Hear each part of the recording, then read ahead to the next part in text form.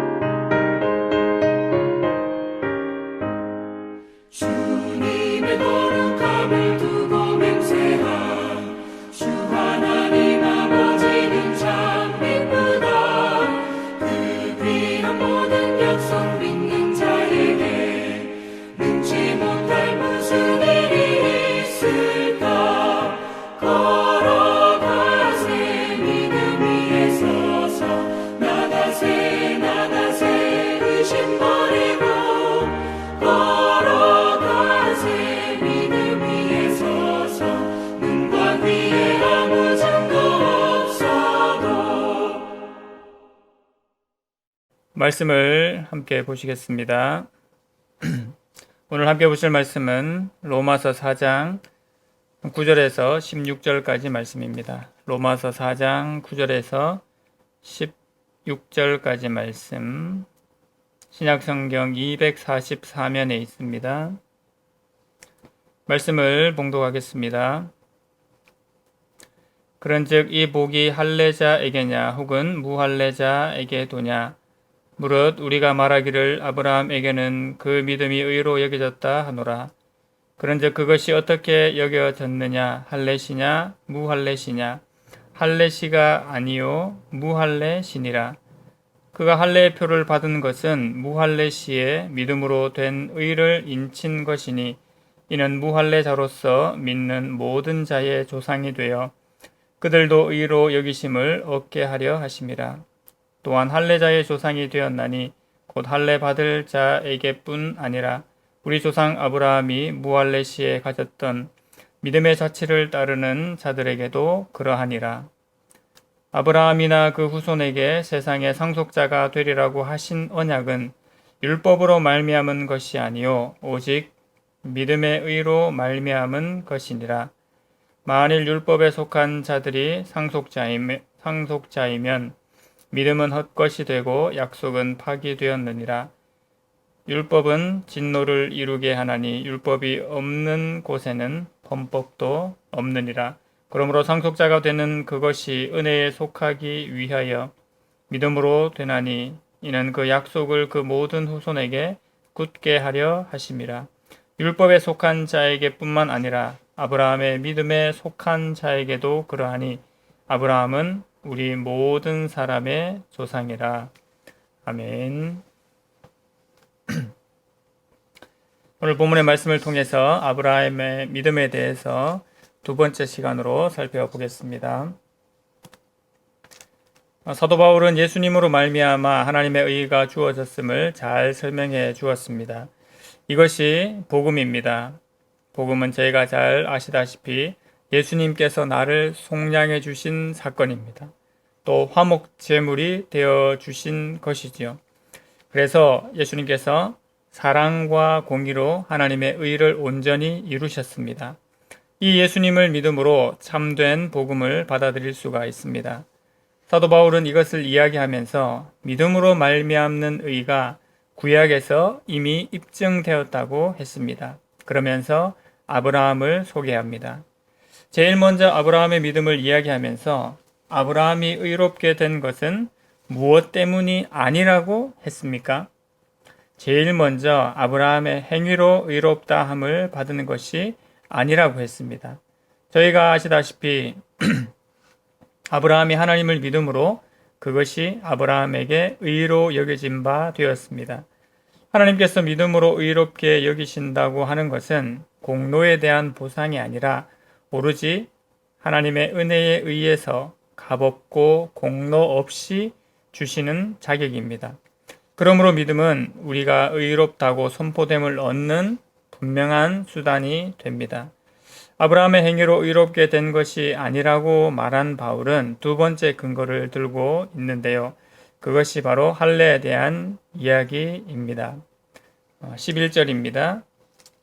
그가 할례의 표를 받은 것은 무할례 시의 믿음으로 된 의를 인친 것이니 이는 무할례자로서 믿는 모든 자의 조상이 되어 그들도 의로 여기심을 얻게 하려 하심이라. 하나님께서 주시는 이 의는 할례자인 유대인들에게만 주어지는 것은 아닙니다. 그러면서 아브라함이 유대인의 조상으로 할례를 처음으로 받은 자이지만 그도 하나님께로부터 의롭다 칭함을 받을 때는 바로 무할례자였음을 분명히 알려주고 있습니다. 할례를 시행하기 이전에 이미 하나님께 믿음으로 의롭다함을 받은 것이 사실입니다. 그러므로 할례가 의롭다함을 받을 수 있는 이유, 조건이 역시 될 수가 없습니다. 12절에서 어떻게 얘기합니까? 또한 할례자의 조상이 되었나니 또 할례 받을 자에게 뿐 아니라 우리 조상 아브라함이 무할례 시에 가졌던 믿음의 자치를 따르는 자들에게도 그러하니라. 아브라함이 할례자들의 조상이 되는 것은 당연합니다. 그가 유대인들의 혈육적인 조상이기 때문입니다. 또한 할례받은 사람들의 조상이기도 합니다. 여기서 할례받은 사람이란 그저 할례를 받는 데 그치지 않고 우리 조상 아브라함이 할례받기 전에 보여준 믿음을 본받아 사는 사람들을 말합니다. 그러므로 아브라함이 같은 믿음을 가지고 사는 사람들의 선배 조상이 되었다는 말입니다. 그런데 아브라함이 이러한 할례자들의 조상이 될 뿐만 아니라 무할례자로서 믿는 모든 자들의 조상이 되기도 함을 12절 본문이 알려주고 있습니다.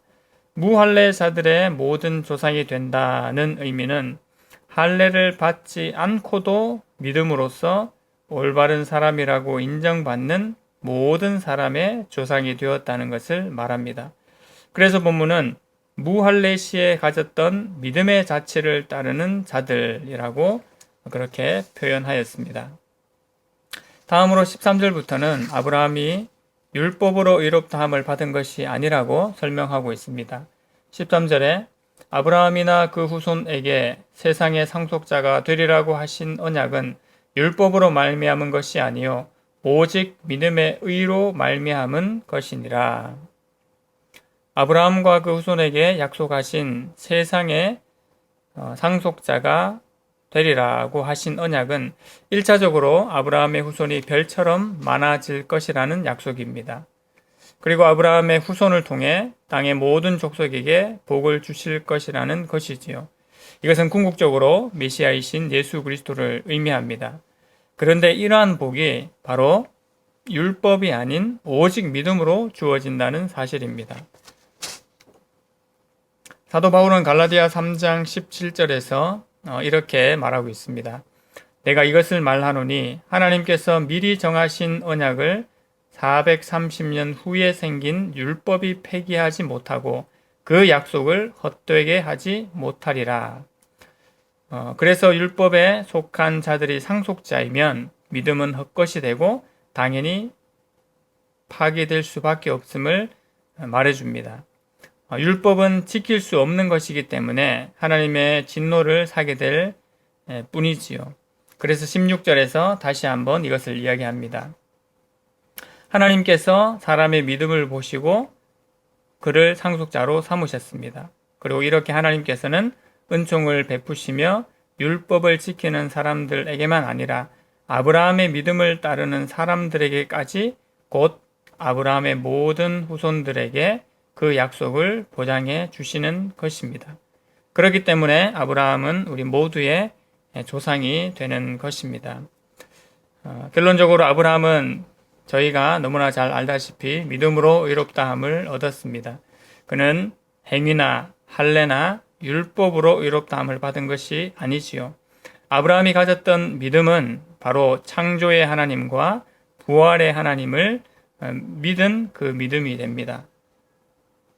4장 17절에서 이렇게 말씀하지요. 기록된 바 내가 너를 많은 민족의 조상으로 세웠다 함과 같으니 그가 믿은 바 하나님은 죽은 자를 살리시며 없는 것을 있는 것으로 부르시는 이시니라. 죽은 자를 살리시는 것이 부활의 능력입니다. 또한 없는 것을 있는 것으로 부르시는 것이 창조의 능력입니다. 하나님의 창조는 어떤 것의 모방이나 비슷한 것이 아니라 완전히 새로운 것을 만들어내시는 능력을 말하지요. 바로 이러한 하나님을 아브라함이 믿은 것입니다. 단순히 막연히 믿는 것이 아니라 어떠한 하나님이심을 분명히 인식하고 확신하여 믿은 것입니다. 이것을 사도 바울은 구약을 통해서 증명해 주고 있습니다. 저와 우리에게도 이 믿음이 주어졌습니다. 우리의 믿음은 막연한 믿음이 아니라 죽은 자를 살리시며 없는 것을 있는 것으로 부르시는 하나님의 능력을 믿는 믿음입니다. 이 믿음이 있기에 우리가 세상을 이기며 또 세상을 거슬러 살아갈 수가 있습니다. 이 어려운 시기에서도 우리가 믿음으로 말미암아 이 어려움들을 넉넉히 이기며 우리가 그리스도인답게 온전히 살아갈 줄로 믿습니다. 우리가 받은 이 아브라함의 믿음으로 오늘도 능히 세상을 이기며 견고히 세워지는 모든 주의 백성들이 되기를 간절히 소망합니다. 하나님 아버지, 은혜를 감사합니다. 아브라함의 믿음을 통하여서 우리가 받은 믿음이 어떤 것인 줄 다시 한번 알게 하시니 감사합니다.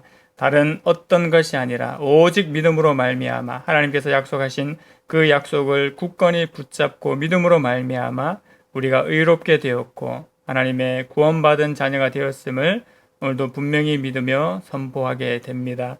오직 예수 그리스도를 바라보는 믿음 가운데 온전히 거하는 모든 주의 백성들 되게 하여 주시옵소서.